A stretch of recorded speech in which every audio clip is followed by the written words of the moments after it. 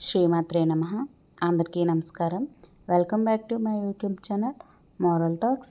Please do share, like, subscribe to my YouTube channel. ఏ సమయంలో పూజ చేస్తే ఫలితం ఉంటుంది? తెల్లవారుజామున 4:30 నుంచి 5 గంటల వరకు మొదటి పూజ చేయవచ్చు. బ్రహ్మముహూర్తంలో చేసే ఈ పూజ చాలా విశిష్టమైనది. ఫలితాలు కూడా చాలా త్వరగా వస్తాయి. ఉదయం 9 గంటల నుంచి 11 గంటలలోపు చేసే పూజను రెండో పూజ అంటారు. ఇది మధ్యమ పూజ. ఈ పూజలో కూడా శుభ ఫలితాలు ఉంటాయి, కానీ అంత త్వరగా రావు. మధ్యాహ్నం 12 గంటల నుంచి చేసే పూజను మధ్యాహ్న పూజ అంటారు. ఈ పూజకు సమయములు ఎక్కువ. సరిగ్గా 2 నిమిషాలలో ఈ పూజను పూర్తి చేయాల్సి ఉంటుంది.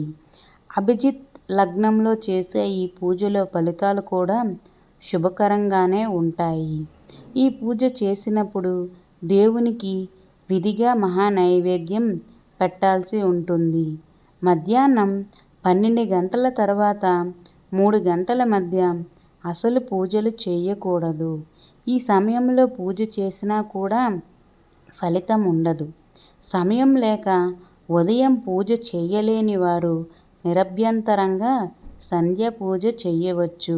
ఈ పూజ సాయంత్రం 6 గంటల నుంచి 6:30 లోపు పూర్తి చేస్తే మంచిది.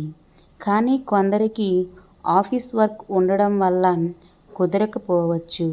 అయినా సరే సాయంత్రం సంధ్యాదీపం 7 లోపు పెట్టడం శుభం.